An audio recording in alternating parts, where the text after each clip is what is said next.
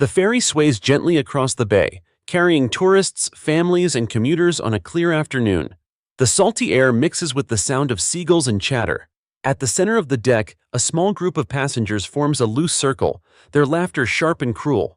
In the middle stands a young black girl, maybe 12 years old, wearing a simple yellow sundress and holding a backpack to her chest. Her name is Ariana Johnson. She had been telling the couple next to her how she dreamed of becoming a doctor one day. That's when a man's mocking voice cut through the crowd. "Did you hear that?" sneers Clint Harkins, a burly man with a baseball cap turned backward. His face is flushed from too much beer, and his laughter is ugly. He jabs a finger at Ariana like she's some kind of joke. "This little girl thinks she's going to be saving lives. Isn't that adorable?" The crowd chuckles nervously. A few avert their eyes. One woman whispers, "That's not right," but she doesn't step forward. Ariana grips her backpack tighter. Her heart races, but she doesn't speak. She's used to these moments, when people dismiss her before she's even had a chance to prove herself. She stares at the floor, heat rising in her cheeks. Clint leans closer, his laughter echoing across the deck. "What are you gonna do, huh? Save the captain if he keels over? You probably don't even know CPR." The word captain hangs in the air, and some passengers laugh louder. Ariana swallows hard, her fists tightening, but she says nothing. Then, the laughter is cut short by a shout. "Help! Somebody help!" The crowd spins toward the wheelhouse where the captain himself, an older man in his 60s, broad-shouldered and respected, has collapsed on the deck. His hat rolls across the floor as his body hits the wood with a heavy thud. For a moment, the entire ferry freezes. The waves slap against the hull, the seagulls cry, and then panic erupts. "Call 911!" someone screams. "Does anyone know CPR?" another shouts. Clint, suddenly pale, stammers, Someone should, His mocking confidence vanishes. Passengers fumble with their phones, yelling over each other, but no one moves toward the captain. His chest rises unevenly, then stops. His lips begin to turn gray. Ariana feels her heart slam against her ribs. She pushes through the crowd, her small frame weaving past adults twice her size. She drops her backpack and kneels beside the captain. "I know CPR," she says firmly, though her voice shakes. "Step back!" The crowd stares in disbelief. Clint blurts, "Are you kidding me? This is no time for games. She's just a kid." But Ariana doesn't listen. She places her hands exactly where she had practiced in her after-school health club, fingers laced, arms straight. She remembers the instructor's voice. Push hard, push fast, never stop until help arrives. She begins compressions, 1, 2, 3, counting under her breath. The captain's chest rises and falls under her small hands. Sweat beads on her forehead, but she doesn't falter. The deck falls silent except for Ariana's steady rhythm and the panicked cries of passengers on their phones. Even Clint, red-faced and trembling, can't look away. His laughter is gone, replaced by fear. "Come on, Captain," Ariana whispers between compressions. "Come back." She tilts his head back, pinches his nose, and delivers 2 breaths, just like she'd practiced on the plastic dummy at school. The captain's chest rises. She goes back to compressions. Minutes feel like hours. A siren wails faintly in the distance, Coast Guard on the way, but Ariana doesn't stop. Her arms ache, her knees burn against the wood, but she pushes harder. And then, suddenly, the captain coughs. His chest jerks. His eyes flutter open just enough to show life. A stunned gasp sweeps across the deck. "He's breathing!" someone shouts. "She saved him!" another cries. Ariana exhales shakily, her hands trembling as relief washes over her. She sits back on her heels, eyes glistening with tears. Clint stumbles forward, his voice weak. I didn't think..." But no one listens to him anymore. All eyes are on Ariana, the little girl he had mocked only moments before. Passengers surround her, some clapping, others crying, many filming on their phones. The same crowd that had laughed now looked at her with awe. The Coast Guard team rushes aboard, kneeling by the captain, confirming his pulse and loading him onto a stretcher. One of the medics looks at Ariana and says with genuine respect, "You saved his life. Without you, he wouldn't be here." Ariana nods, still catching her breath. She doesn't gloat, doesn't boast, she just whispers, "I just did what I knew." On the far side of the deck, Clint lowers his head. His finger, once pointed in mockery, now shakes uselessly at his side. The laughter that had filled the air minutes ago is replaced by silence and shame. The ferry continues across the bay, carrying not just passengers but a story that no one aboard will ever forget. The day a young black girl proved that dignity, courage, and knowledge can silence hate and save a life. By the time the ferry docked, news of what happened on board had already begun to spread. Half a dozen passengers had filmed Ariana kneeling beside the captain, her small hands pressing rhythmically into his chest, her face lit with determination. The videos hit social media within minutes, captioned with breathless words. "This little girl just saved our captain." Hashtags exploded. Hashtag hero. In yellow trended within an hour, referencing Ariana's bright sundress. Screens across the city replayed the clip, over and over, the image of a 12-year-old defying fear to bring a man back from the edge of death. But not every clip showed Ariana's heroism alone. Some videos had captured Clint pointing, laughing, his cruel voice echoing, "This little girl thinks she's gonna be saving lives." And then, seconds later, those same videos showed Ariana saving one. When the ferry reached the dock, paramedics rushed the captain to a waiting ambulance. Reporters crowded the pier, alerted by frantic social media posts. "Who saved the captain?" they shouted. "Is it true it was a little girl?" A passenger pointed. "Her, that's her." Ariana shrank back, clutching her backpack, but the crowd surged around her. Cameras flashed, microphones thrust forward. "What's your name? How did you know CPR? How does it feel to be a hero?" Ariana's voice trembled but stayed steady. "My name is Ariana Johnson. I learned CPR in an after-school program. I just did what I was taught." The reporters exchanged looks. One murmured, "She's incredible." Clint lingered at the edge of the crowd, pale and sweating. His mocking laughter, captured on dozens of phones, was already spreading across the internet. Comments poured in beneath the videos. "This guy laughed at her, then she saved the captain. Karma's instant." "Shameful. He owes her an apology in front of the whole boat." "Imagine being remembered as the man who mocked a hero." Clint tugged his cap lower, but it was too late. Passengers who had once chuckled nervously at his cruelty now glared at him. A woman spat at the ground near his feet.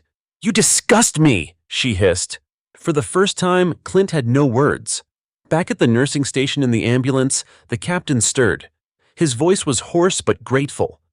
"Who saved me?" The medic smiled. "A little girl.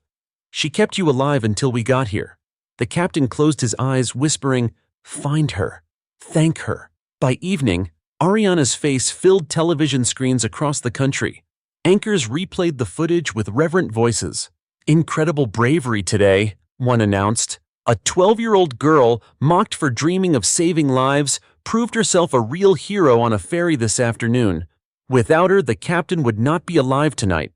Clint's face, too, was unavoidable. Screenshots of him pointing and laughing circulated online with scathing captions. "The man who mocked a hero." Memes spread faster than news clips, his sneer frozen in ridicule.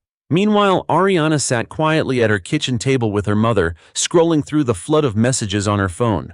"You're famous," her mother said softly, half in awe, half in worry. Ariana's brow furrowed. "I didn't do it to be famous. I couldn't let him die." Her mother kissed the top of her head. "And that's why you're a hero, baby. Because you acted when no one else would."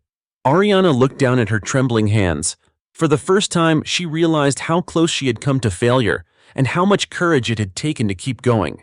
Across town, Clint sat alone in his apartment, the glow of his phone lighting his shame. Every scroll brought new insults. Coward, bully, racist. His name trended alongside Ariana's, not as a hero, but as a villain. He tried to defend himself online, posting, "People are twisting what happened. I didn't mean it." But the replies were merciless. "You laughed at a kid who saved a life. There's no twisting that. Apologize, publicly." Clint threw his phone down, his stomach churning. For the first time, he realized the laughter that had once made him feel powerful had destroyed him instead. The next morning, Ariana walked to school surrounded by news vans. Classmates rushed up to hug her, some crying, others wide-eyed with admiration. Teachers beamed. The principal shook her hand in front of the entire assembly. "You've shown us what true courage looks like," he said proudly. "We are honored to have you at our school." Ariana blushed, her small shoulders carrying a weight she hadn't asked for. But deep down, she felt something shift. She wasn't just a girl with a dream anymore. She was proof that dreams could be real. even in the face of cruelty. That night, a national morning show invited her for an interview. The host leaned forward, voice gentle. "Ariana, when that man mocked you, did you think about walking away?" Ariana's eyes glistened. "I wanted to, but then the captain fell, and I remembered what my teacher told us. If you can help, you must. So I did." The host smiled. And that, ladies and gentlemen, is the heart of a hero. Clint watched the interview from his couch, shame burning through him. He knew the world would never forget his laughter, but maybe, just maybe, he could find the courage to face it, the same way Ariana had found the courage to act. The ferry captain spent 2 nights in the hospital. By the 3rd morning, the news announced he was stable and expected to make a full recovery. Reporters crowded the hospital doors, waiting for a glimpse, but everyone wanted only one thing: to see him meet the girl who had saved his life. Meanwhile, Ariana tried to keep her life normal. At school, her classmates treated her like a celebrity. Teachers asked her to speak in assemblies. Strangers sent letters to the school office, calling her the girl in yellow. Yet Ariana still walked the same hallways, carrying the same backpack, wondering how her world had changed overnight. What she didn't know was that Clint, humiliated, restless, and consumed by regret, was planning to confront her. Clint hadn't slept properly in days. Every corner of the internet dragged his name through the mud. People recognized him on the street, pointing with disgust. One child had even shouted, "You're the bully from the boat!" as he passed.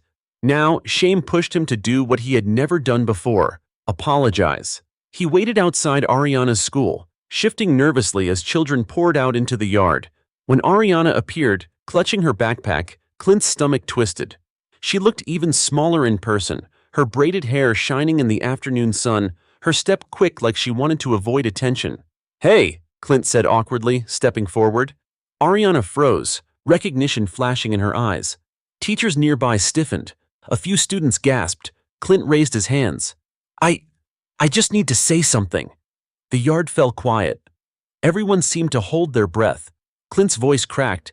"I was wrong. On that ferry, I laughed at you. I pointed at you, and then you proved me wrong in front of the world. You saved a man's life while I stood there doing nothing. I'm sorry."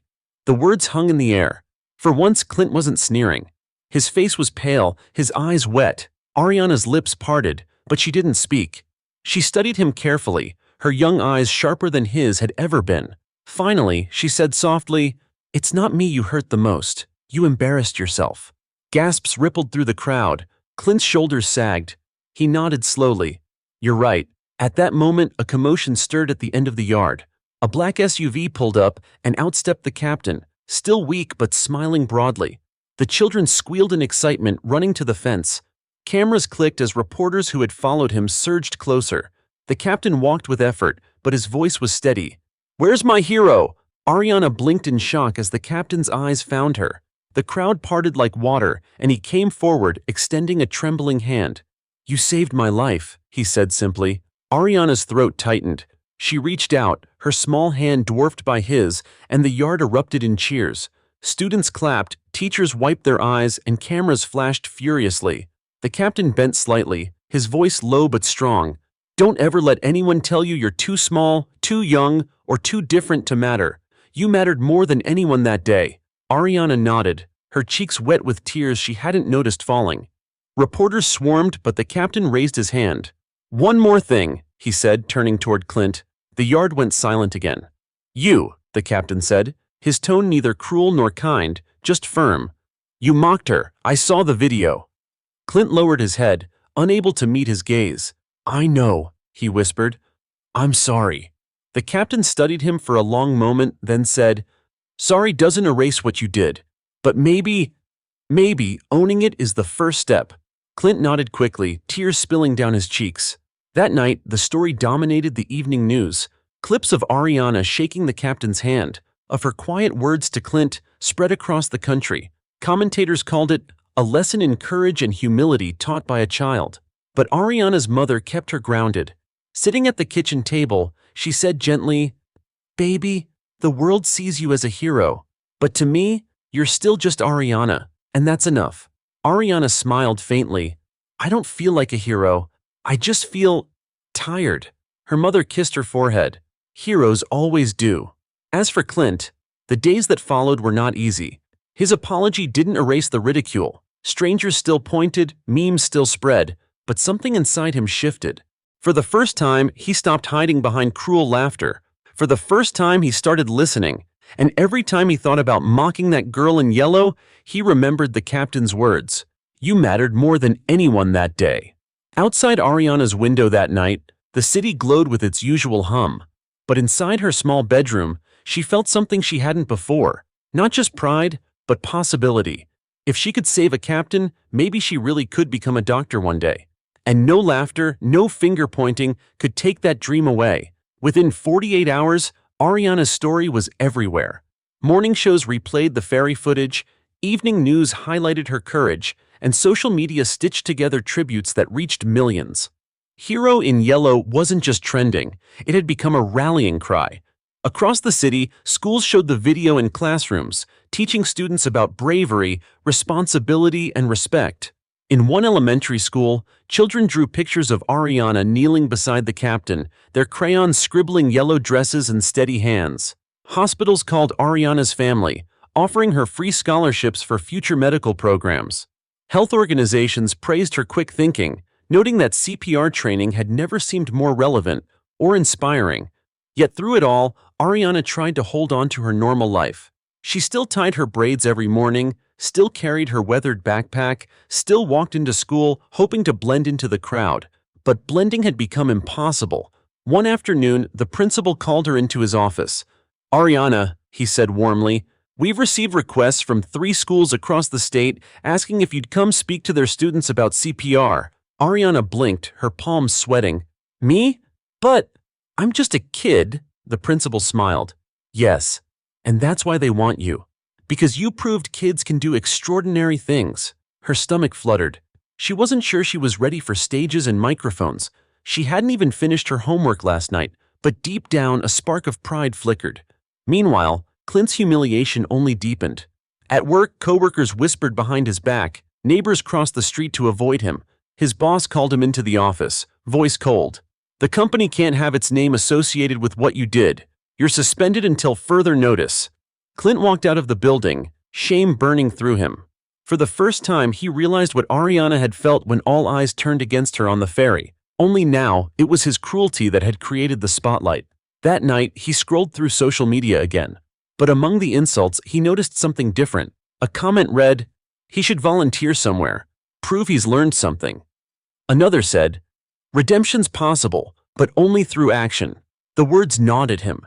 Could he undo the damage? Could he show the world he was more than a sneer and a pointed finger? Back at the hospital, the captain recovered quickly. The first reporters allowed into his room asked the same question. What do you think about the girl who saved your life? He chuckled softly, his voice raspy but firm. She's not just a girl, she's proof. Proof that courage doesn't wait for age or permission. She did more for me in 5 minutes than some people do in a lifetime. When asked about Clint, his eyes hardened. That man's laughter nearly drowned out her courage, but she didn't let it, and that's what matters. Courage silenced cruelty. By the weekend, Ariana's mother finally sat her down. Baby, you've been quiet. Tell me, how are you feeling about all this? Ariana hesitated. I don't like the cameras. I don't like the noise. I just wanted to help. But now, everyone's watching me. Her mother took her hand gently. That's because you showed the world something rare. Don't run from it, Ariana. Use it. Let them see who you are. Not because you're famous, but because you're strong. Ariana nodded slowly. The spark inside her glowed brighter. On Monday morning, Ariana returned to school to find the auditorium decorated with banners. Thank you, Ariana. The entire student body gathered. The captain himself, still weak but walking with assistance, stood at the podium. He cleared his throat, his gaze sweeping the room. I've commanded ships for 40 years. I've weathered storms, navigated crises, but the storm that nearly took my life was stopped by someone who hadn't even reached high school. This young lady reminded me that leadership isn't about size or title, it's about courage. Ariana Johnson, thank you for saving my life. The applause thundered, rattling the rafters. Ariana blushed crimson as she was guided to the stage. The captain handed her a small medal, polished silver engraved with the words, "For bravery beyond measure." She whispered, "Thank you," clutching it tight. At the back of the auditorium, unnoticed by most, Clint stood in the shadows. He had forced himself to come, though every step felt heavy. Watching Ariana glow under the spotlight, hearing the crowd roar with respect, he felt the weight of his own actions crush him further. But for the first time, he didn't turn away. He stayed. He listened. And he wondered if this moment could be the beginning of something new, for her and maybe even for him. That night, the news replayed the ceremony. Across the country, viewers saw a girl in a yellow dress holding a medal, standing taller than her years. Her courage had sparked something far bigger than herself, a ripple of respect, reform, and redemption that was only beginning. The morning after the school ceremony, Ariana woke to the sound of her phone buzzing nonstop. Notifications poured in, messages from strangers, requests from news outlets, even invitations to speak at medical events. Her name was everywhere, but her heart pounded with nerves each time she saw it. At breakfast, her mother slid a tablet across the table. "Look, baby, CNN wants to feature you in a segment on young heroes.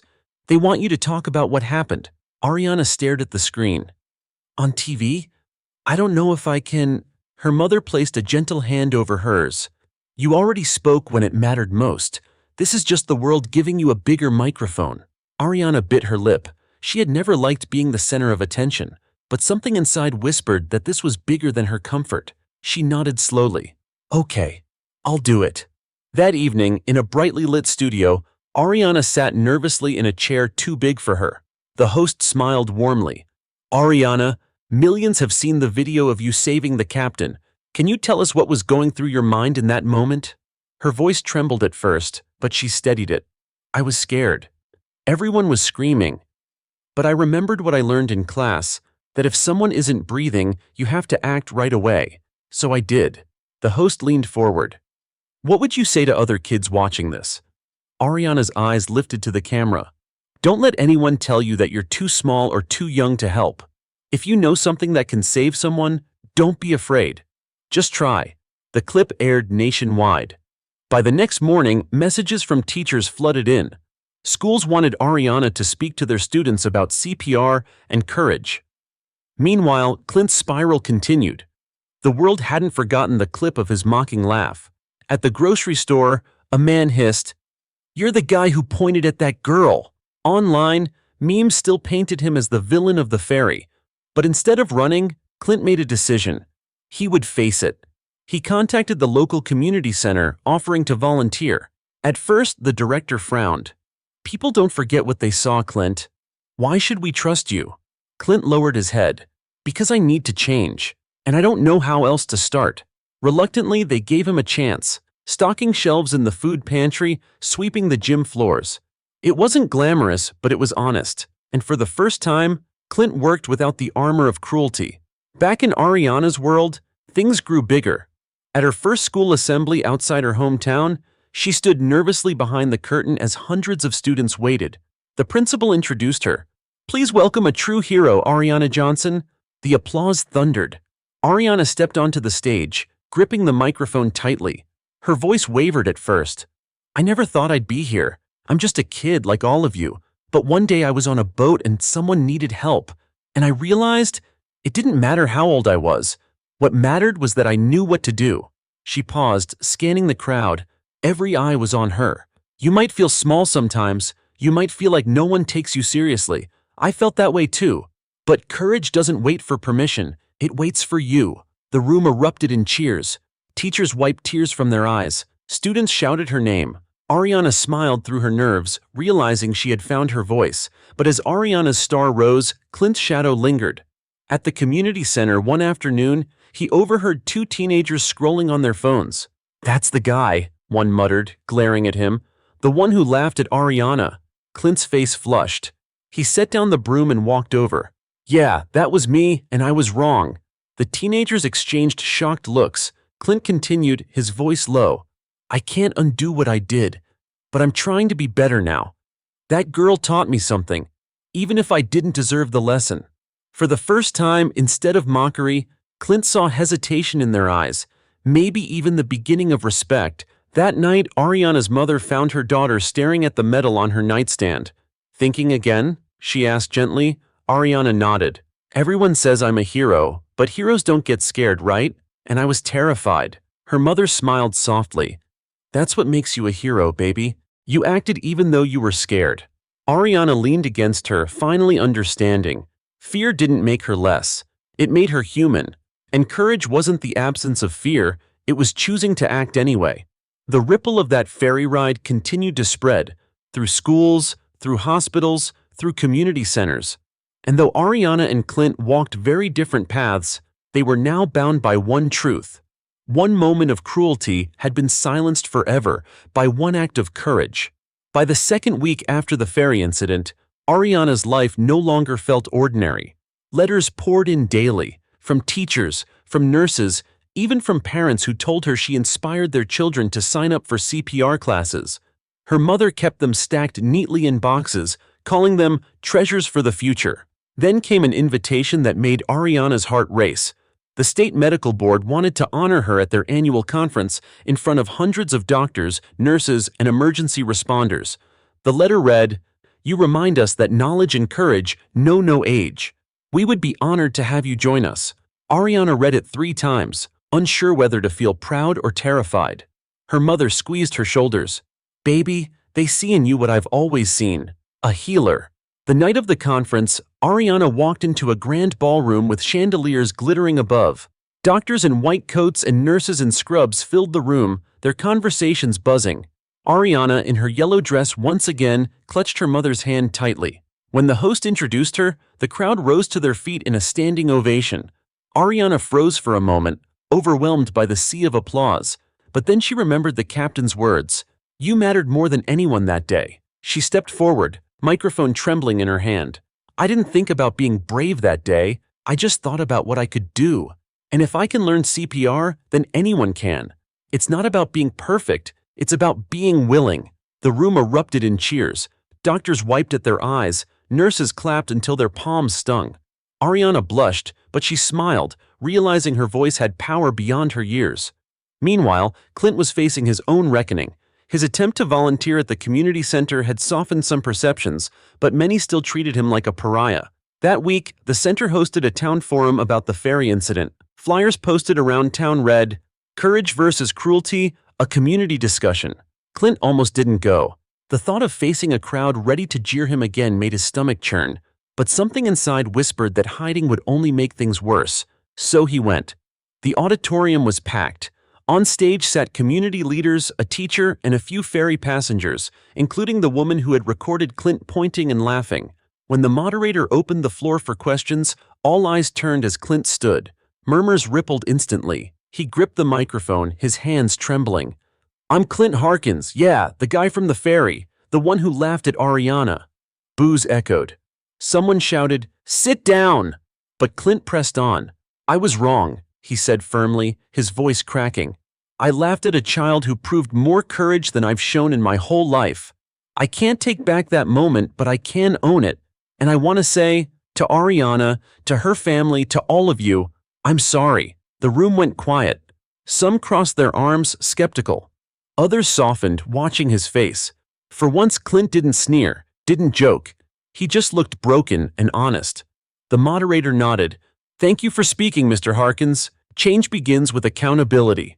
It wasn't applause, but it was a start. The very next day, Ariana was invited to the hospital where the captain continued his recovery. When she entered his room, he sat upright, a blanket over his legs, his weathered face breaking into a wide smile. "There's my guardian angel," he said warmly. Ariana blushed, shuffling closer. "How are you feeling?" "Alive because of you," he said simply. Then he reached for a box on his nightstand. Inside was a polished brass compass, its lid engraved with the words, "To Ariana Johnson, who showed the true meaning of direction." "I've captained ships my whole life," he explained. "But that day, you were the one who steered us back to safety. I want you to have this." Ariana's eyes filled with tears. She held the compass carefully, her reflection shining in its surface. "Thank you," she whispered. That evening, the news showed Ariana holding the compass, her smile shy but radiant. Headlines blared, "Hero honored by captain she saved." But tucked inside the coverage was also a clip from the community forum, Clint admitting his shame. The contrast struck viewers across the country, a child's courage against an adult's cruelty and the possibility of redemption through honesty. Online, some comments softened. At least he owned up. Others remained harsh. Too little, too late. Clint read them all, knowing it was a road he'd have to walk for a long time. Back at home, Ariana set the compass beside her medal on her nightstand. She sat cross-legged on her bed, staring at the treasures side by side. Her mother peeked in. "Thinking again?" Ariana nodded. "It just feels so big. Bigger than me." Her mother smiled softly. "That's because it is. But remember, big things start with small acts. You started with 2 hands and a heartbeat. That's all it took." Ariana exhaled slowly, letting the weight settle into something that felt less like a burden and more like a calling. The morning after Ariana received the compass, her story reached new heights. A National Children's Hospital announced a new program in her honor, Hands That Save, a CPR initiative designed to train middle and high school students across the state. The announcement aired on every major network. "If a 12-year-old girl can save a life," the spokesperson said, "then we need to give every child the tools to do the same." When Ariana saw the broadcast, her eyes widened. "They're naming it after me?" Her mother smiled, brushing her braids back gently. "Not after you, baby. After what you represent. Courage, knowledge, and action." Still, Ariana felt her stomach twist. She wasn't sure she wanted her name tied to something so big. But deep down, she knew it wasn't just about her anymore. That weekend, Ariana attended the first Hands That Save event at a local recreation center. Rows of CPR dummies lined the gym floor. Dozens of children, some younger than her, practiced chest compressions under the guidance of instructors. When Ariana walked in, the kids gasped. "It's her!" one whispered. The coordinator handed her a microphone. "Would you like to say a few words, Ariana?" She hesitated, glancing at the crowd of wide-eyed faces. Then she remembered the captain's words, the medal on her nightstand, the compass in her pocket. She took a deep breath. "You don't have to be perfect to save a life," she said softly. "You just have to be willing to try." "I was scared that day, but I didn't stop. And because of that, the captain is alive. You can do the same, maybe for a stranger, maybe for someone you love. So learn, practice, and don't let anyone tell you you can't." The room erupted in applause. Children clapped, parents nodded, and instructors wiped away tears. Ariana blushed but smiled, realizing she was no longer just a girl in yellow. She was a symbol. Meanwhile, Clint sat in the back row unnoticed. He had volunteered to help set up the event, moving chairs and water bottles. No one asked him why he was there, but he knew. He needed to see it. As Ariana spoke, Clint's throat tightened. He thought of the words he had hurled at her on the ferry, the laughter that had haunted him since. Watching her inspire children, he realized the depth of what he had tried to crush, and failed. When the event ended, Clint stayed behind, sweeping the floor. The coordinator approached cautiously. "I know who you are," she said. Clint winced. "But you showed up. You worked. That counts for something." For the first time, Clint felt a flicker of something he hadn't in weeks: hope. Later that night, Ariana sat at the kitchen table with her mother, scrolling through videos of the event. One clip showed a little boy pressing his small hands onto a CPR dummy, his face serious. Another showed a girl Ariana's age whispering, "If she can do it, so can I." Ariana's eyes misted. "Mom, I think this is bigger than me." Her mother nodded. "That's because it is. But you started it." The next morning, Ariana's school principal called her into the office again. "Ariana," he said, "I received a call from the state governor's office. They want to meet you. They're considering making CPR training a requirement in all schools, and they want you there when they announce it." Ariana's eyes widened. "Me? Standing with the governor?" "Yes," the principal said with a proud smile, "because your courage sparked this change." Across town, Clint faced a different kind of meeting. At the community center, a group of parents confronted him. "You think you can just show up and pretend you didn't humiliate that girl?" one mother snapped. Clint lowered his head. "No, I can't pretend. I can't erase it. But I can change what I do now. I can work. I can serve. And maybe one day, I can earn forgiveness." Some scoffed, others remained silent, but a few nodded slowly, recognizing sincerity in his voice. That evening, Ariana sat cross-legged on her bed, the compass in her hand. She turned it slowly, watching the needle point north. Her heart felt heavy but steady. She whispered to herself, "If I can help, I must." Her mother, listening from the doorway, smiled softly. The words weren't just a memory from CPR class anymore. They were Ariana's creed. And so the ripple widened.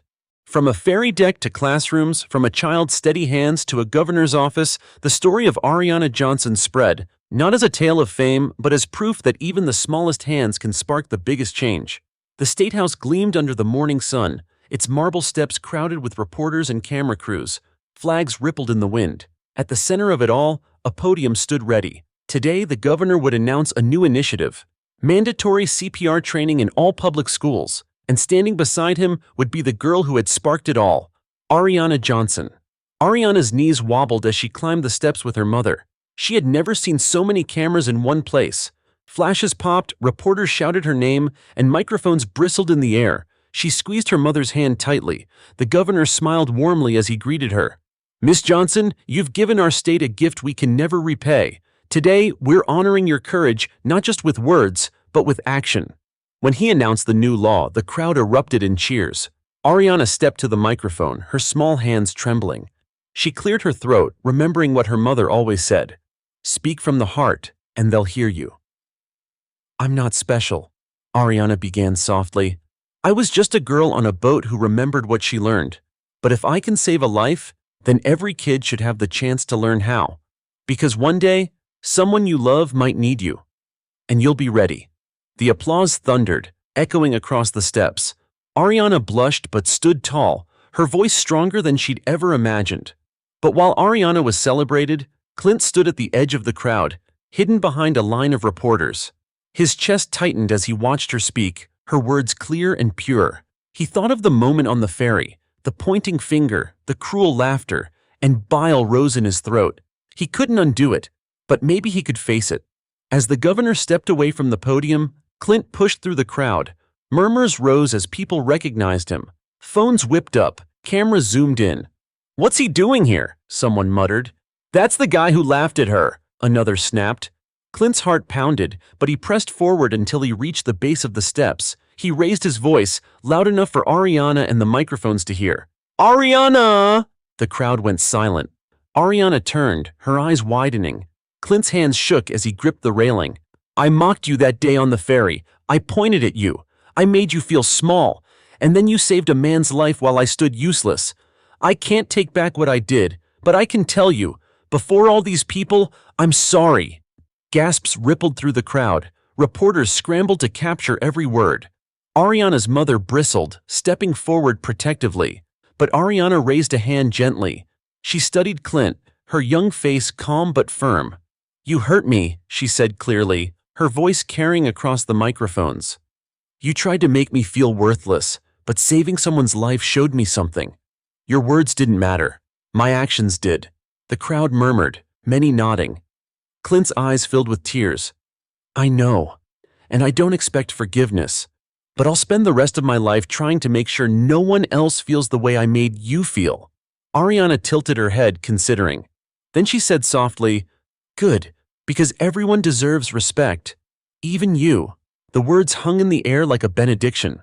The crowd erupted, some in applause, others in disbelief at her grace. That night, the footage dominated every network. Clips of Ariana's poised words were replayed alongside Clint's trembling apology. Commentators called it a moment of reckoning and a lesson in humility taught by a child. Social media lit up.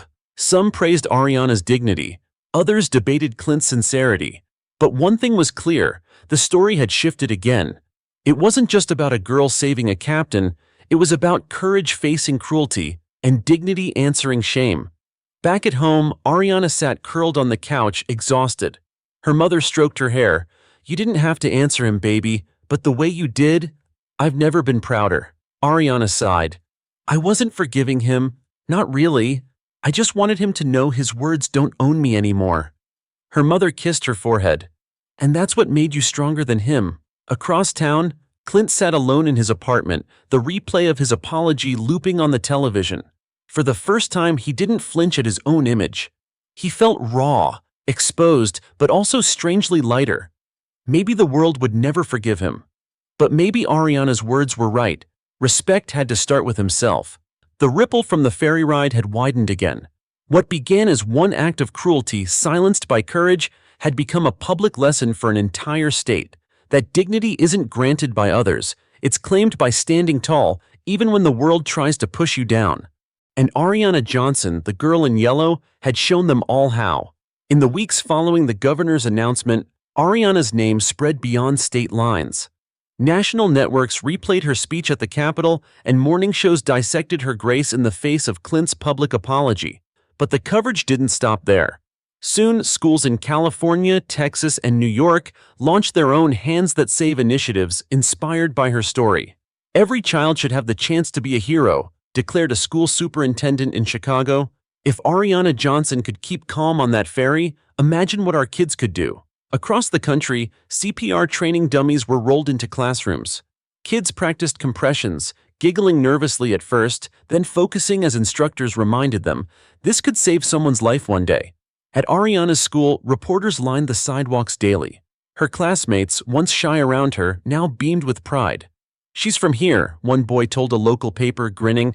That's my friend. But Ariana still struggled with the weight of it. At lunch one day, she whispered to her best friend Kayla, I just wanted to help the captain. I didn't mean for all this. Kayla smiled. Sometimes when you do something right, it grows bigger than you. That's not your fault. It's your gift. Ariana let the words sink in, unsure if she believed them yet. Meanwhile, Clint felt the aftershocks of his apology everywhere he went. Some strangers glared, spitting the word racist under their breath. Others simply ignored him. But occasionally, someone stopped him with cautious eyes. I saw what you said at the Capitol, one man told him outside the grocery store. You looked like you meant it. Don't waste that. Clint nodded quietly. I won't. At the community center, he took on every job offered, hauling food boxes, mentoring restless teens, sweeping until his hands blistered. He didn't complain.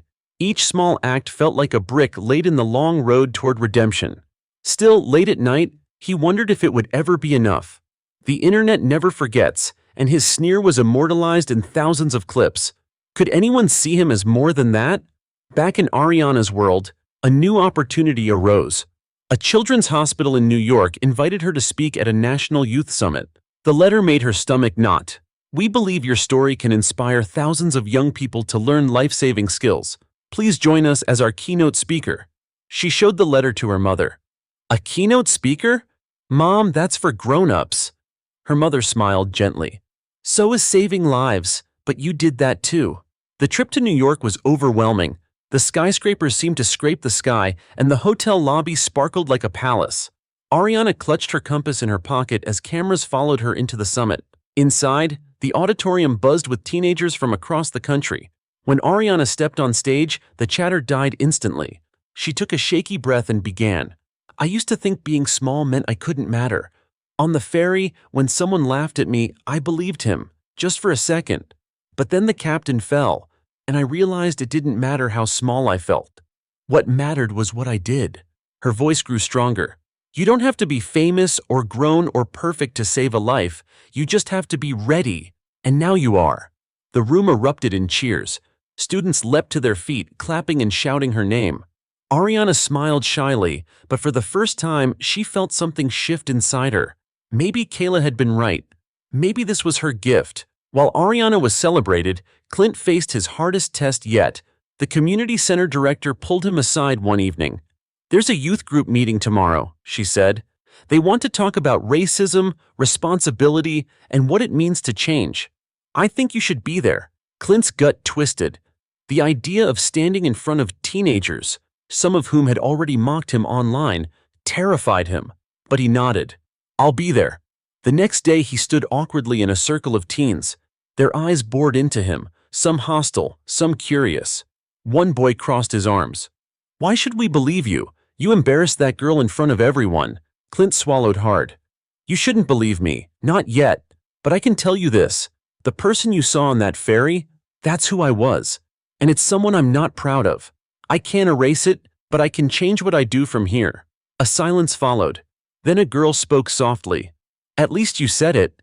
Most grown-ups wouldn't. For the first time, Clint saw something other than hatred in their eyes. Possibility. That night, Ariana returned home from New York, exhausted but glowing. She set the compass and metal beside her bed and whispered, "If I can help, I must." Across town, Clint sat alone, the echoes of the youth group's questions still in his ears. He whispered his own version, "If I can change, I must." Two lives bound by one ferry ride, moving forward on very different paths, but both toward something larger than themselves. The Johnson home was quiet on a Saturday morning when the phone rang. Ariana sat at the kitchen table eating cereal, her compass resting beside her bowl. Her mother answered the call, her expression shifting from curiosity to shock. She hung up and turned to Ariana. "Baby, that was Washington, D.C. The White House wants to meet you." Ariana nearly dropped her spoon. "The White House? They're hosting a ceremony for youth leaders. They want you there to share your story." Ariana's heart raced. "But I'm just a kid." Her mother knelt beside her. "You're a kid who saved a life and inspired a movement. That's why they want you."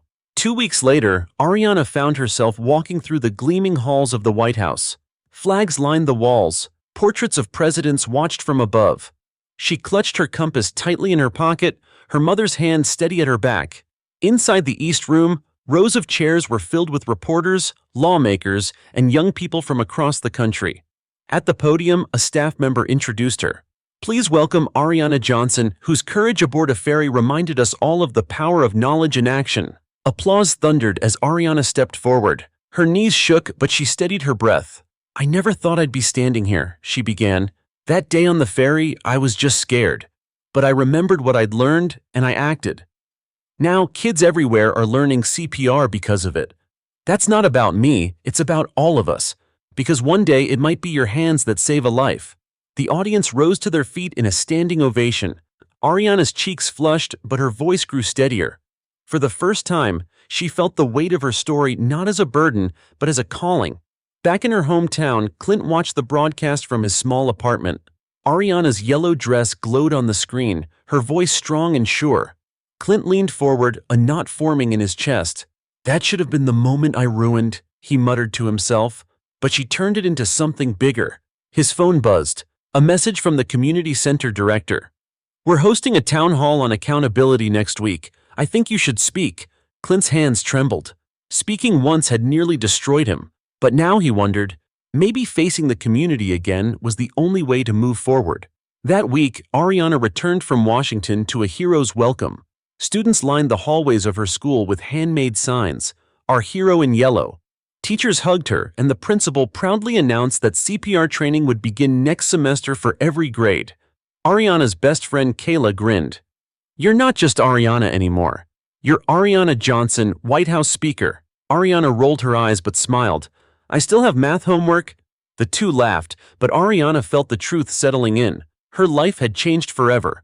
Meanwhile, Clint prepared for the town hall, the gymnasium filled with neighbors, parents, and teens. Some crossed their arms, glaring. Others whispered, waiting to hear if the man they despised could say anything worth believing. Clint stepped to the microphone, his voice shaking. "You all know who I am. You saw the video. I mocked a child who turned out to be braver than me. That moment showed the worst of me to the world, and I deserve the shame it brought." Murmurs rippled through the crowd. Clint swallowed hard and continued. "But I also believe people can change. I can't erase what I did, but I can choose what I do now. That's why I've been volunteering here, showing up every day, learning to listen instead of laugh. I don't expect forgiveness. I just want to prove that cruelty doesn't have to be the last word." The room fell silent. Then, slowly, a few people began to clap. Others followed.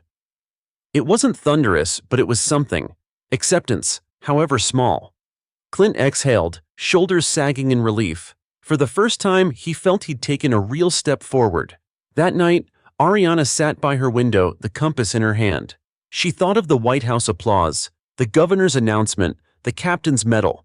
She thought of Clint's trembling voice, though she hadn't seen it herself yet.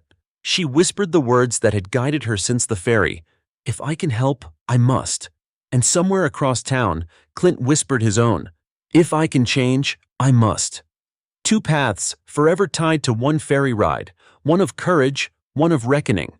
both shaping a story that was no longer just local, no longer just national, but part of something larger than either of them could have imagined.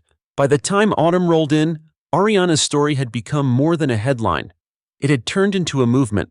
CPR training programs were spreading through schools in dozens of states. Youth organizations invited her to speak. Hospitals highlighted her as proof that life-saving skills belong to everyone, not just professionals. One morning, her mother unfolded the newspaper at the breakfast table. "Baby, listen to this," she said, reading aloud. "The National Forum on Courage and Accountability will be hosting its annual conference next month. Featured speakers include educators, activists, and Ariana Johnson, the girl who saved her ferry captain." Ariana's spoon clinked against her bowl. "Me? At a conference?" Her mother smiled proudly. "Yes, they want you to share your story. It'll be televised." But as Ariana scanned the article herself, her breath caught. Another name appeared at the bottom of the list. Clint Harkins. Her heart thudded. "He's going to be there?" Her mother set the paper down. "It seems so. The organizers must want to show both sides, the harm and the healing." Ariana's stomach churned. She didn't know if she was ready to share a stage with the man who had laughed at her in front of the world. When Clint received the same invitation, he nearly dropped the letter. National Forum. Shared stage with Ariana Johnson. His gut twisted. The idea of standing beside her, with cameras rolling, made his shame burn hotter than ever. But the letter's words echoed. True accountability requires courage from both the harmed and the harmer. For hours, Clint paced his apartment, the memory of the ferry replaying in his mind. Finally, he whispered to himself, "If I don't face this, I'll never move forward." He picked up the phone and called the organizers. "I'll be there." The day of the conference arrived. The ballroom buzzed with energy. Reporters, activists, educators, and ordinary citizens filled every seat. Banners stretched across the walls. Courage, accountability, change. Backstage, Ariana clutched her compass, her palms sweating. "Mom, I don't know if I can do this," she whispered. Her mother knelt in front of her, eyes steady. "Baby, you've already done the hardest part. You faced him once. This time, you'll show the world what strength really looks like." Ariana nodded, drawing in a shaky breath. The program began with educators discussing systemic change, then doctors praising youth CPR training. Finally, the moderator announced, "Now we welcome Ariana Johnson and Clint Harkins to the stage." The audience erupted in applause for Ariana, then murmured uneasily when Clint followed behind her.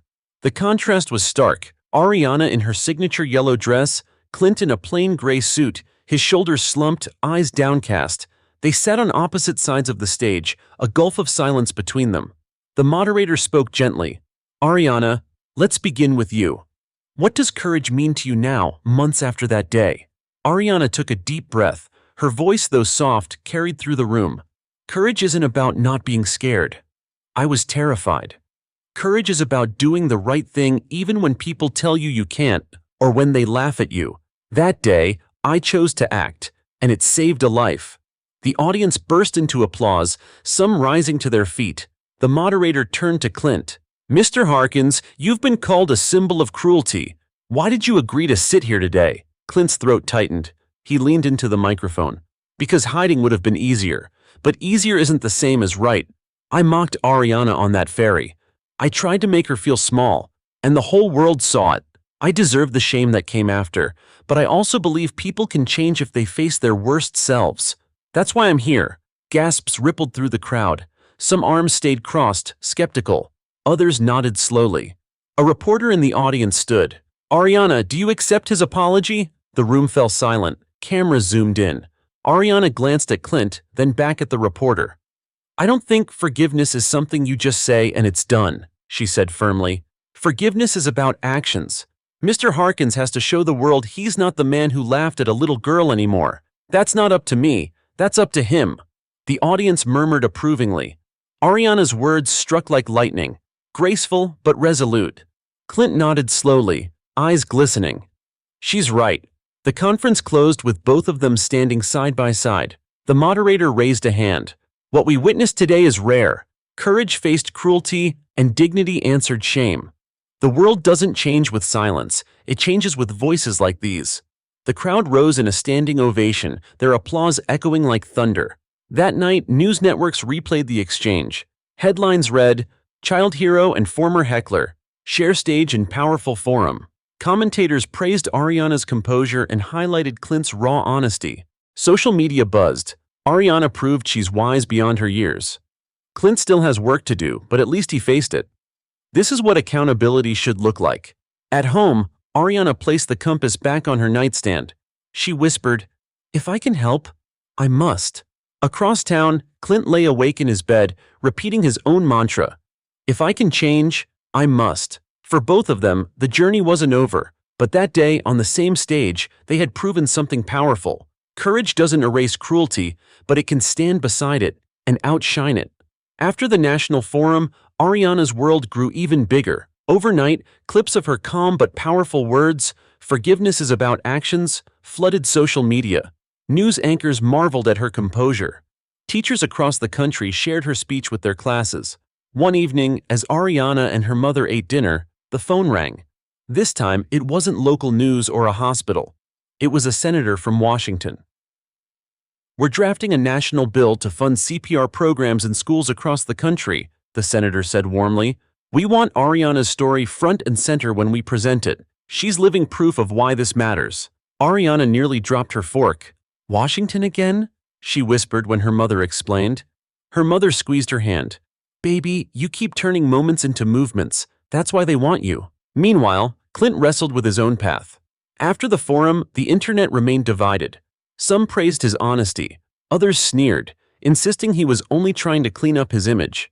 He knew the only way forward was through action.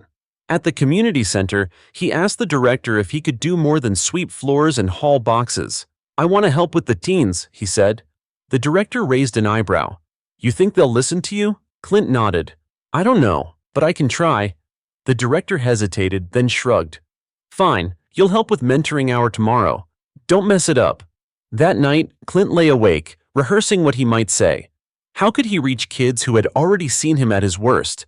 The next day, a circle of teens eyed him warily. Clint took a deep breath.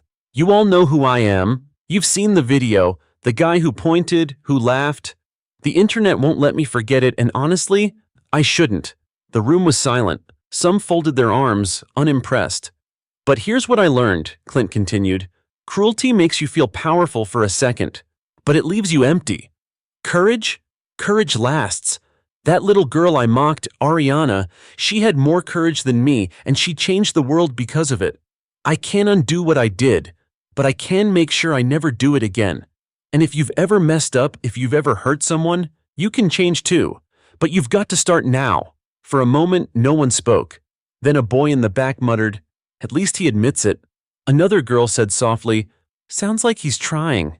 It wasn't applause, but it wasn't rejection either. For Clint, it was a start.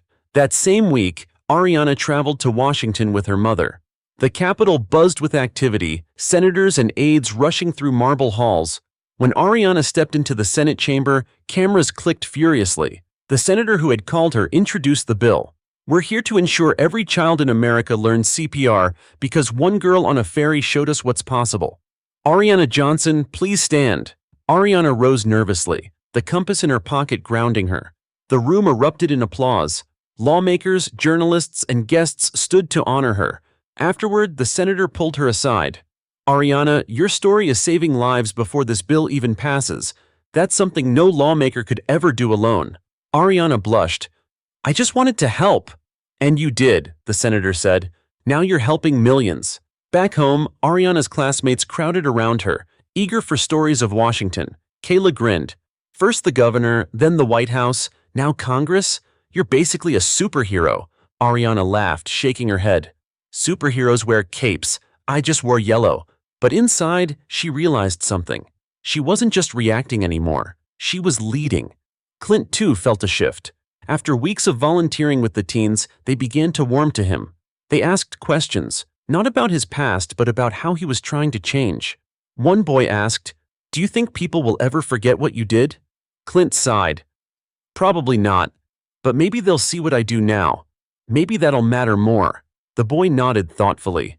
"That's fair." For the first time, Clint felt that his words weren't just bouncing into empty air.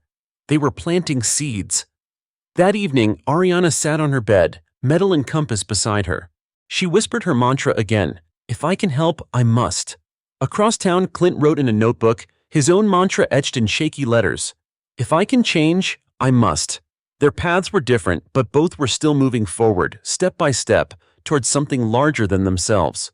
By winter, Ariana's life had transformed in ways she could barely recognize. Posters of her in her yellow dress appeared in classrooms across the country, alongside the slogan, "Hands that save." Videos of her speeches were shown during school assemblies. Entire districts reported a surge in students signing up for CPR certification. One evening, Ariana sat curled on the couch, scrolling through her phone. Everywhere she looked, her face stared back at her. News clips, inspirational quotes, even memes, all centered around her. She sighed heavily. "Mom, I'm just a kid. Why does everyone act like I'm supposed to be perfect?" Her mother placed an arm around her. "Because you inspire them, baby. But you don't owe anyone perfection. You just owe them your truth." Ariana leaned into her, the compass warm in her pocket. The thought comforted her, but the pressure never fully went away. At school, Ariana felt the weight more intensely. Some classmates cheered her on, proud to know her, but others whispered in the halls, jealous of the attention. "Hero girl," one sneered under his breath. "Think she's better than us." Ariana's cheeks burned, but she walked past without a word. That night, she cried quietly in her room. Being a hero was lonelier than she had imagined. Still, she reminded herself of the captain's words, the governor's announcement, the lawmakers' applause. "This isn't about me, it's about saving lives." Meanwhile, Clint faced his own test. One afternoon, the community center director called him into the office. "There's an emergency preparedness fair this weekend," she said. "We've been asked to send volunteers. I think you should go." Clint stiffened. "With Ariana there?" The director nodded. "Yes, she'll be leading a CPR demonstration, and you'll be part of the setup crew." Clint's palms sweated instantly. The thought of standing near her again, with cameras everywhere, made his stomach twist. But he nodded. "I'll go." The fair buzzed with energy. Rows of booths, demonstrations, and banners promoting safety. At the center of it all, a stage held CPR dummies, where Ariana prepared to lead a demonstration. Cameras flashed as crowds gathered. Clint worked quietly behind the scenes, arranging chairs and carrying boxes. A few people recognized him, whispering as he passed. He kept his head down. When Ariana stepped onto the stage, the crowd erupted in applause. She smiled nervously but spoke clearly. "CPR isn't about being perfect. It's about being ready. I was 12 years old when I had to use it, and if I can do it, so can you." She demonstrated compressions on the dummy, counting aloud. The crowd followed along, children giggling as they pressed their small hands into the practice mannequins. Then suddenly, a shout split the air. A man collapsed near one of the booths, clutching his chest. Chaos erupted instantly, people screaming, crowding around. "Somebody call 911!" a woman shrieked. Ariana froze for a heartbeat. The world blurred.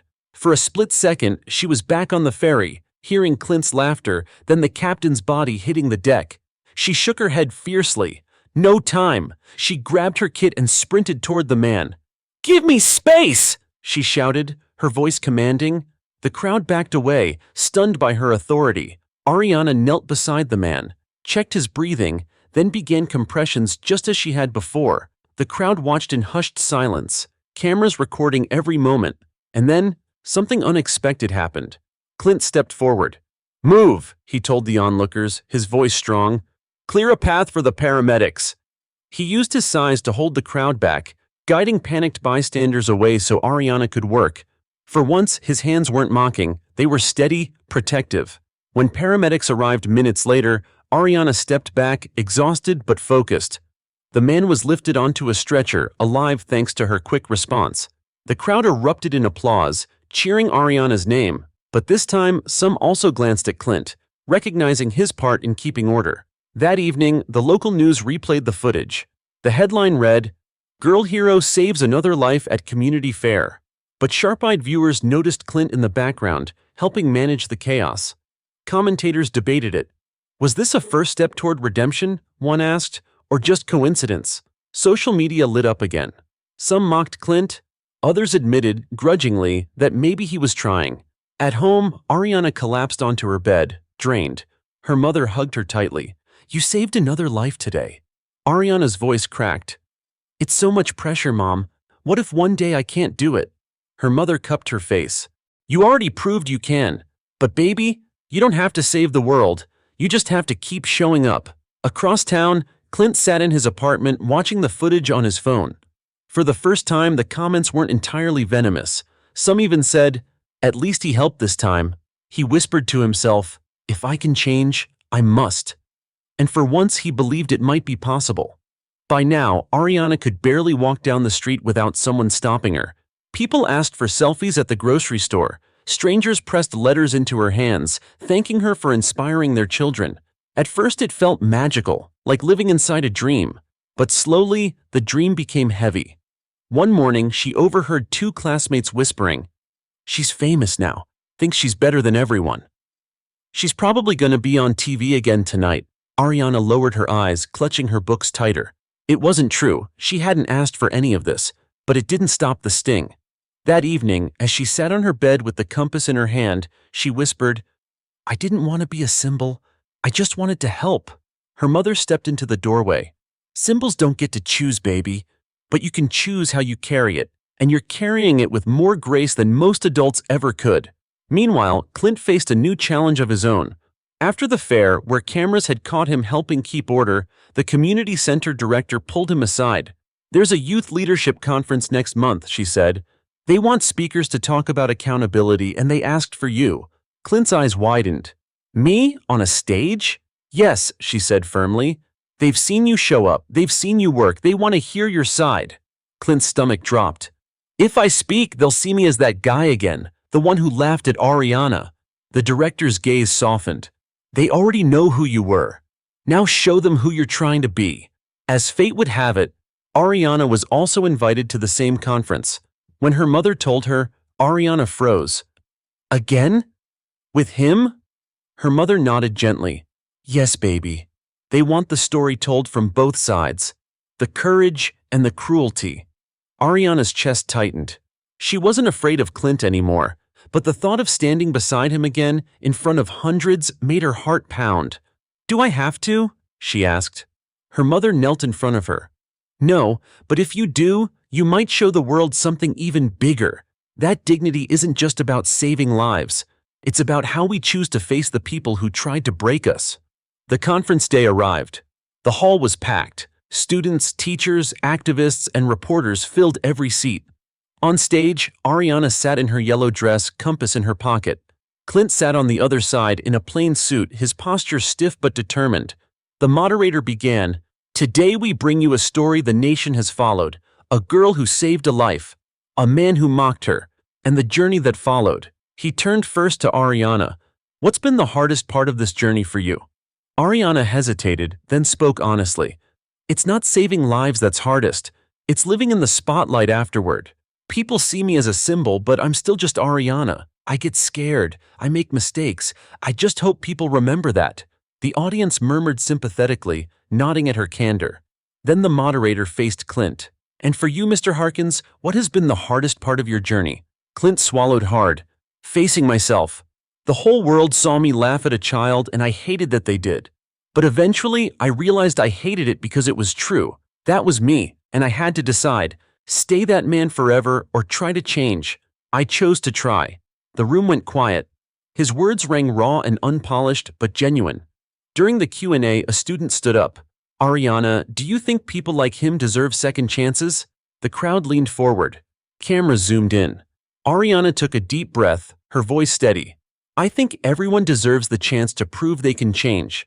But it's not my job to decide for the world if he has. That's up to his actions.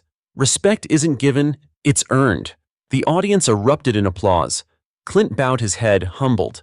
Afterward, reporters swarmed them both. Ariana handled it with poise, answering carefully. Clint stayed quiet, speaking only when asked directly. But the next morning, headlines told the story. Child hero and former heckler share stage, a lesson in courage and change.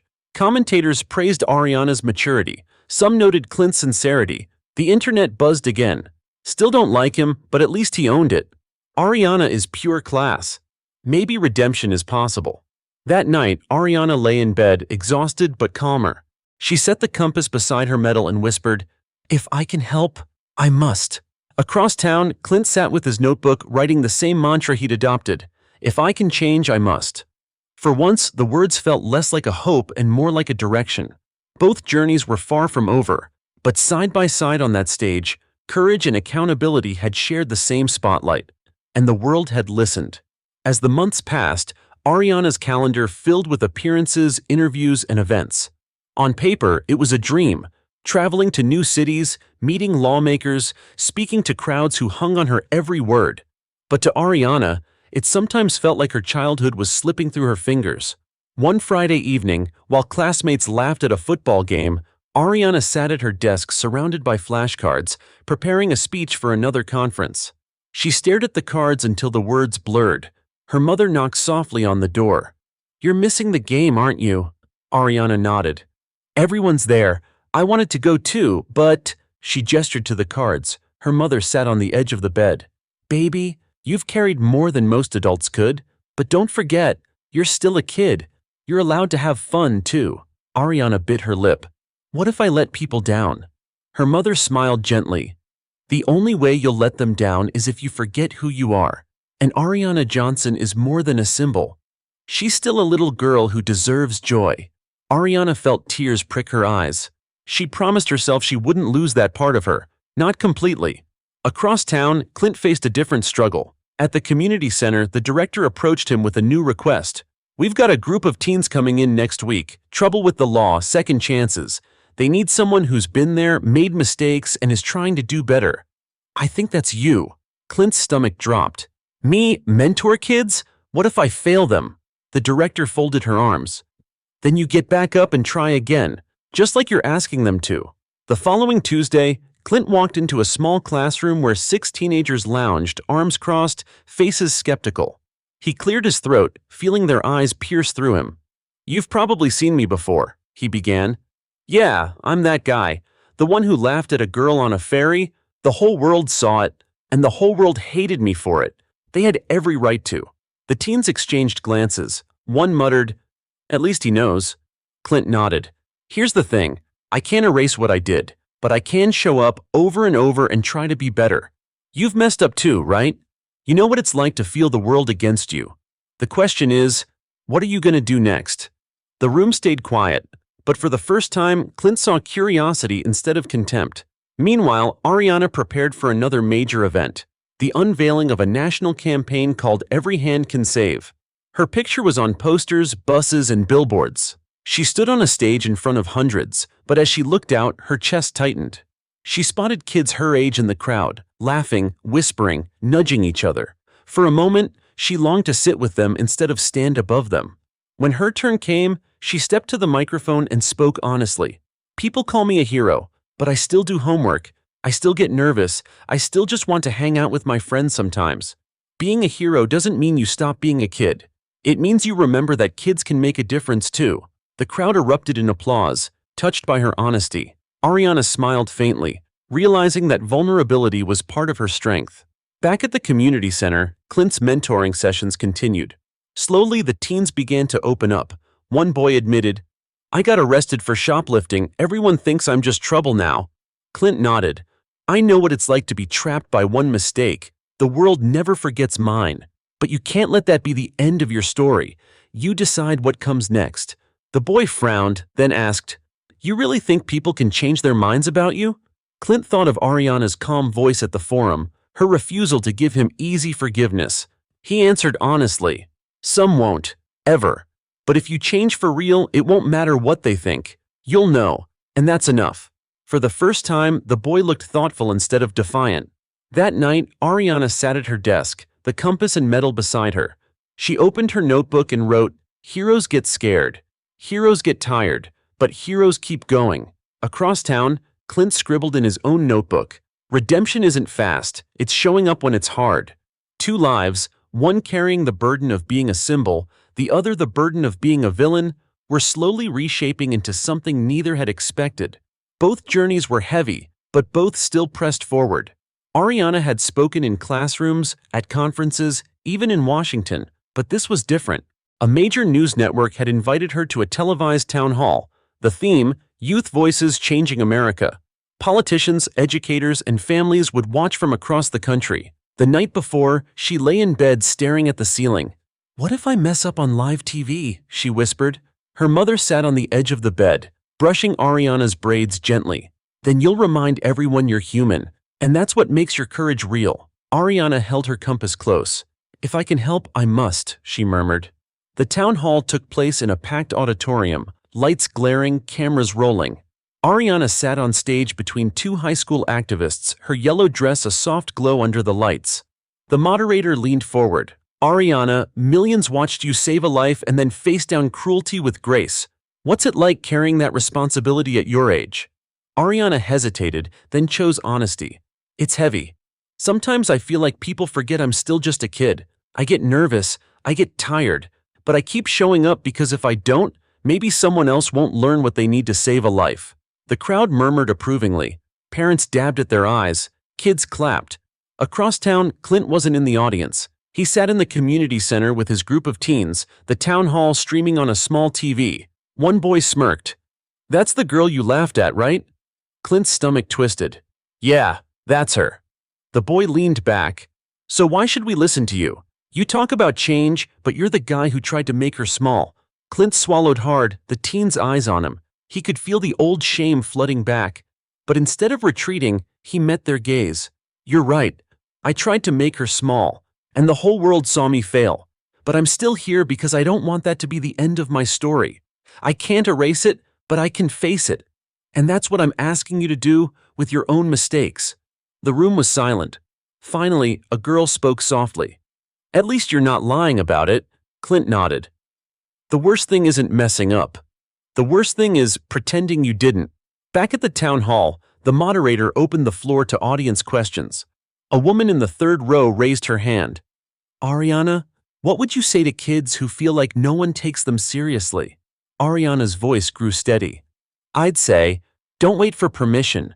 Don't wait for someone to call you important. You're important already. What you do matters, even if no one claps for you." The applause thundered. The moderator smiled. Wise words from someone so young. That night, Ariana returned home exhausted. She dropped her medal and compass onto her nightstand and flopped into bed. Her mother peeked in. "You carried yourself beautifully." Ariana smiled weakly. "But Mom, when does it stop? When do I get to just be a kid again?" Her mother tucked the blanket around her. "Maybe never fully, but remember, you're still you, and no one can take that away." At the community center, Clint dismissed the teens after another long session. As he packed up, one boy lingered. "My dad said you'll never change," the boy muttered. "That once people see you as a racist, that's it." Clint's chest tightened. He crouched down to meet the boy's eyes. "Your dad might be right. Some people will never change their minds about me, but that doesn't mean I can't change myself. And maybe one day they'll see it. But even if they don't, I'll know." The boy studied him for a moment, then nodded slowly. "Guess that's fair." Clint exhaled, realizing that sometimes the smallest shift in one person mattered as much as applause from a crowd. That evening, news clips from the town hall went viral. Ariana's words, "Don't wait for permission," spread across TikTok, stitched into motivational edits. Teachers printed it onto posters for classrooms. And though Clint's face wasn't on TV, his words in the community center echoed just as powerfully in the lives of the kids who had heard them. In her room, Ariana whispered her mantra, "If I can help, I must." Across town, Clint whispered his, "If I can change, I must." The two paths still wound separately, but both carried weight, one of a girl learning how to balance heroism with childhood, the other of a man learning how to live with the scars of his past while trying to build something better. And both, in their own ways, kept pressing forward. Winter deepened, and with it, Ariana's schedule grew heavier. Her classmates were buzzing about the upcoming school dance, decorating posters, planning outfits, and gossiping in the cafeteria. Ariana sat at her table, staring at her planner. Every weekend was filled. Youth conferences, interviews, training events. Kayla slid into the seat across from her. "You're going to the dance, right?" Ariana hesitated. "I don't think so. I'll be in Chicago for a CPR campaign." Kayla's smile faltered. "You can't miss everything, Ariana. You're still one of us." Ariana forced a smile, but her chest tightened. For the rest of lunch, The laughter around her felt like something she was watching through glass, close but unreachable. That Friday night, as music pulsed from the school gym down the block, Ariana sat at her desk, polishing a draft of another speech. She could hear the faint echoes of the dance, the cheers, the bass, the joy. She set down her pen, burying her face in her hands. Her mother entered quietly. "You're missing the dance, aren't you?" Ariana nodded, tears slipping down her cheeks. "Everyone's there. I just want to be normal again." Her mother hugged her tightly. "Normal is overrated. You're building something bigger. But baby, you have to take care of yourself too. Even heroes need to dance sometimes." Ariana laughed weakly, wiping her eyes. "Maybe next time." Across town, Clint faced a storm of his own. The community center director called him urgently one evening. "One of the teens you've been mentoring, Marcus, got picked up by the police. Shoplifting, second offense. They want to throw him into juvenile detention." Clint's chest clenched. "Marcus? No, he's been trying." The director sighed. "Sometimes trying isn't enough, but maybe you can get through to him. He's asking for you." Hours later, Clint sat in a sterile holding room at the station. Marcus slumped in the corner, arms crossed, eyes defiant but watery. "You really messed up this time," Clint said quietly. Marcus snapped, "So what? I'm just like you. Everyone sees me as trash anyway." Clint leaned forward. "You're not like me, Marcus. I chose cruelty. I laughed at someone who didn't deserve it. You're not trash, you're just scared. And now you've got a choice. Let this moment define you or fight to change it." Marcus's eyes flickered. "You think I can?" Clint nodded firmly. "I know you can, but you've got to want it more than you want the easy way out." For the first time, Marcus's tough facade cracked. "I don't want to end up like everyone says I will." Clint placed a hand on the table. "Then don't, I'll help you, but you've got to walk the hard road with me." The next week, Ariana traveled to Chicago for the campaign. The city glittered with lights, and banners with her face lined the streets. At the conference, she delivered her speech flawlessly, earning another standing ovation. But later, back in the hotel, she stared out at the skyline and felt hollow. Her mother noticed. "What's wrong, baby?" Ariana's voice cracked. "It feels like I'm losing myself. I miss the dance. I miss being just Ariana." Her mother wrapped an arm around her. "You're not losing yourself. You're growing. But you need balance. Next time we'll make sure you have room to be a kid too." Ariana leaned against her, the compass warm in her palm. She whispered, "If I can help, I must." But part of her wondered, could she keep helping without losing herself? Meanwhile, Clint threw himself into helping Marcus. He met with his parents, attended the hearings, and convinced the judge to allow Marcus community service instead of detention. Afterward, Marcus muttered, "Why are you helping me? Everyone else gave up." Clint looked him in the eye. "Because I know what it feels like to have the world decide who you are. But you get to choose differently. I didn't at first, but you still can." For the first time, Marcus smiled faintly. "Thanks. I'll try." Clint walked out of the courthouse that day feeling something he hadn't in years: purpose. That night, Ariana sat at her desk writing in her journal. "Heroes get tired too. But maybe being tired doesn't mean giving up. Maybe it just means you're human." Across town, Clint scribbled in his notebook. "Redemption isn't speeches. It's standing beside someone when they're at their lowest." Two lives, still separate but strangely intertwined. One learning how to carry the weight of greatness without losing childhood. The other learning how to guide others away from the darkness he once embodied. Both knew the journey wasn't over. But both, in their own way, were still walking forward. For months, Ariana had run from one event to the next. School by day, speeches on weekends, interviews squeezed into every spare hour. But one Saturday morning, her mother announced something different. "No speeches, no cameras. Today's just for you," she said with a smile.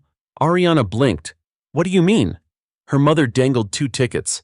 "There's a carnival in town. Rides, games, cotton candy, and Kayla's coming with us." Ariana's face lit up. For the first time in months, she felt like a 12-year-old again. The carnival was alive with laughter and music, the smell of popcorn filling the air. Ariana and Kayla ran from ride to ride, their squeals blending with the crowd. They tried their luck at ring toss, rode the Ferris wheel, and ate so much cotton candy their fingers stuck together. As they spun on the teacup ride, Kayla laughed breathlessly. "This is the first time in forever I've seen you just be Ariana." Ariana grinned, hair flying. "Feels good to just be normal." For a few blissful hours, she forgot about the cameras, the speeches, the expectations. She was just a kid, giggling under the carousel lights. Later that evening, as they walked home, Ariana clutched the compass in her pocket. "Maybe I needed this more than I thought," she admitted. Her mother smiled. "Even heroes need a break, baby. You can't pour from an empty cup." Ariana nodded, her heart lighter. Across town, Clint faced a very different kind of evening. He had spent weeks mentoring Marcus, guiding him through community service hours, helping him stay on track. But tonight, he was invited to Marcus's home for dinner, a chance to meet the boy's parents. When he arrived, the atmosphere was tense. Marcus's father crossed his arms, his eyes cold. "You're that guy, from the ferry." Clint's chest tightened. "Yes, sir, I am." "Why should I let you near my son?" the man demanded. "You humiliated a little girl. You think you can fix that with a few hours at a community center?" Clint swallowed hard. Every word cut deep, but he didn't flinch. "No, I can't fix it. I can't erase it. But I can make sure I'm not that man anymore. And I can show Marcus what happens when you own your mistakes instead of running from them." The room went silent. Marcus's mother glanced at her husband, then at Clint. "He has been better since spending time with you," she admitted softly. Marcus's father remained rigid, but after a long pause he sighed. "If you hurt him, you'll answer to me." Clint nodded firmly. "I wouldn't expect anything less." Dinner was awkward but honest. Clint ate quietly, answering questions, admitting his failures without excuses. Marcus watched him carefully, perhaps realizing for the first time that adults could stumble and still stand back up. When Clint left, Marcus's mother pressed his hand. "Thank you for not giving up on him." Clint walked into the night air, heart heavy but strangely hopeful. Redemption wasn't about applause or headlines.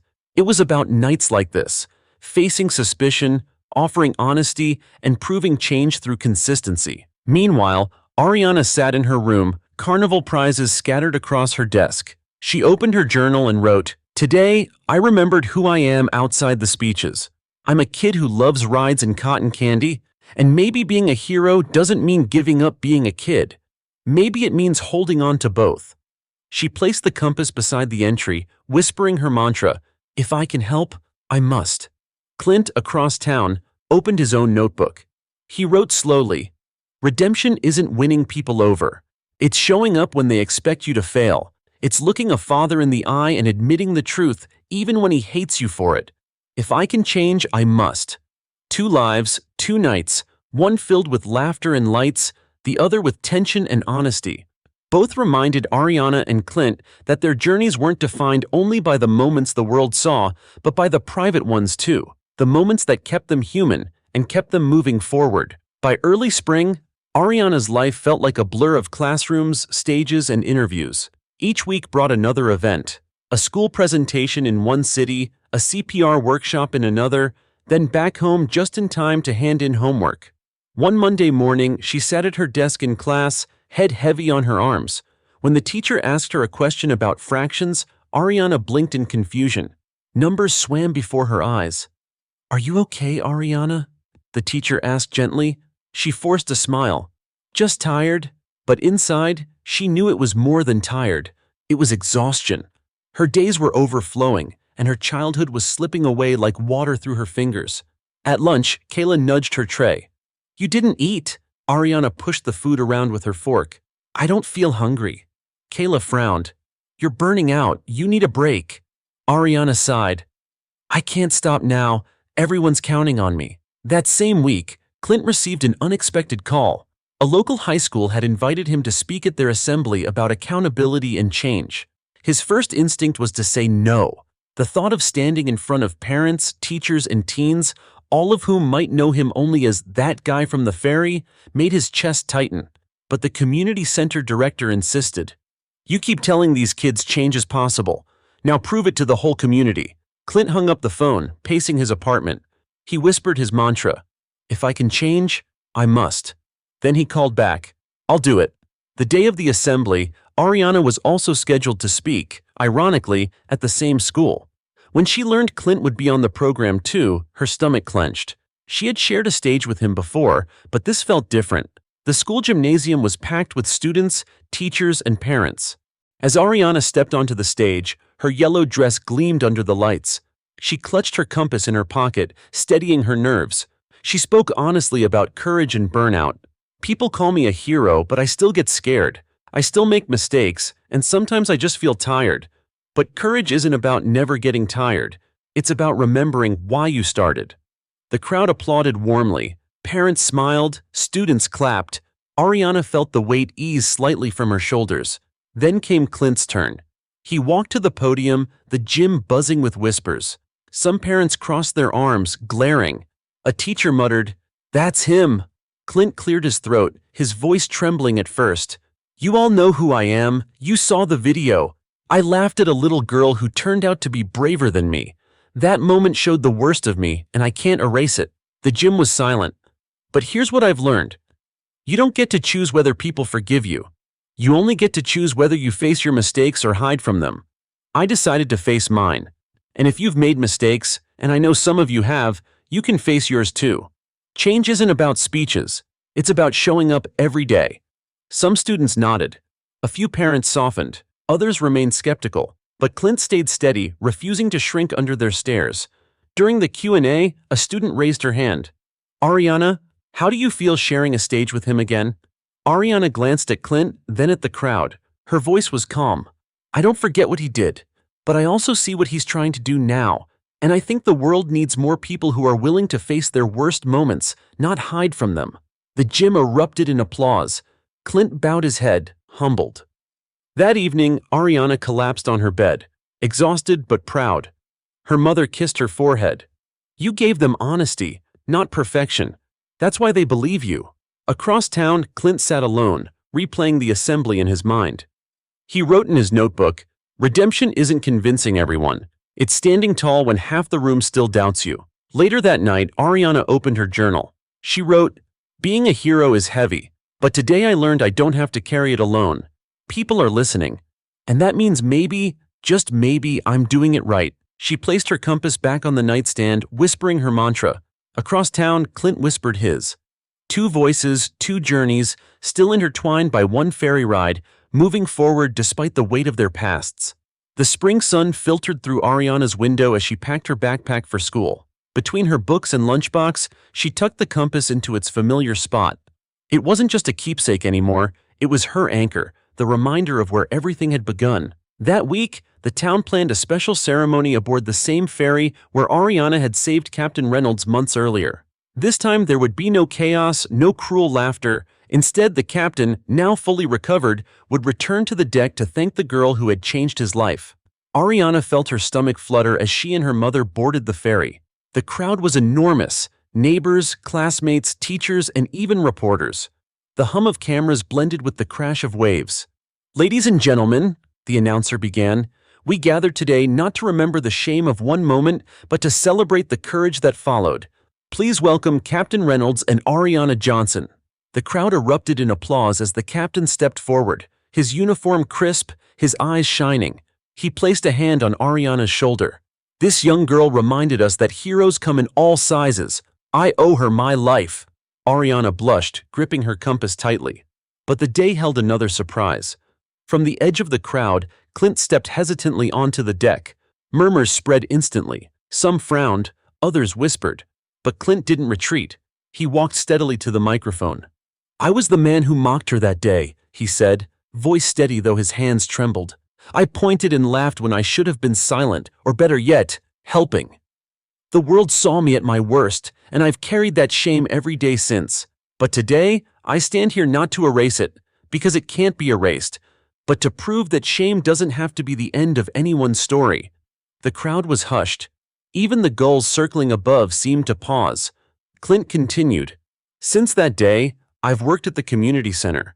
I've mentored kids who remind me of myself, angry, careless, lost, and I tell them what Ariana showed me, that courage speaks louder than cruelty. If I can change, anyone can." The audience murmured, some skeptical, others nodding. Then Clint turned toward Ariana. "I don't expect forgiveness, but I hope my actions show I'm no longer the man who tried to make you small." Ariana studied him quietly. For a long moment, she said nothing. Then she stepped to the microphone. "Clint was wrong that day. He hurt me, but I learned something important. What matters isn't the words people use to bring you down. It's the actions you take to stand tall. I chose to act, and now, maybe he's choosing too. The crowd erupted in applause, louder than before. Some clapped for Ariana, some for Clint, and some for both, for courage and accountability sharing the same deck. After the ceremony, Ariana sat on a bench by the railing, staring out at the horizon. Kayla plopped down beside her. You crushed it, Kayla said, grinning. Ariana smiled faintly. I just told the truth. That's all I can ever do. Kayla nudged her shoulder. Still, you're not just a hero anymore. You're proof that kids matter. Ariana held her compass up to the sunlight. Maybe, but I'm still just Ariana too. Meanwhile, Clint lingered at the edge of the dock, unsure if he should leave quietly. To his surprise, Marcus ran up to him, breathless. You did it, Marcus said. You stood there and owned it. That means something. Clint's throat tightened. Think so? Marcus nodded. Yeah, if you can change, maybe I can too. Clint placed a hand on his shoulder. That's the point, kid. For the first time in a long time, Clint didn't feel like the villain. He felt like a man walking forward, even if the road ahead was still long. That night, Ariana sat at her desk, journal open. She wrote, Today I stood on the ferry where everything began. I wasn't just the girl in yellow anymore. I was Ariana Johnson, who saved a life, who carried the weight, who found her balance. Being a hero doesn't mean you stop being a kid. It means you remember both. She placed the compass beside the medal and whispered her mantra, If I can help, I must. Across town, Clint closed his notebook after writing, Redemption isn't about being forgiven. It's about proving, day by day, that you're no longer the same. He whispered his mantra, If I can change, I must. 2 lives, bound forever by one ferry ride, had come full circle. One found the courage to act, the other the strength to change. And together, though neither planned it, they left the world better than they had found it.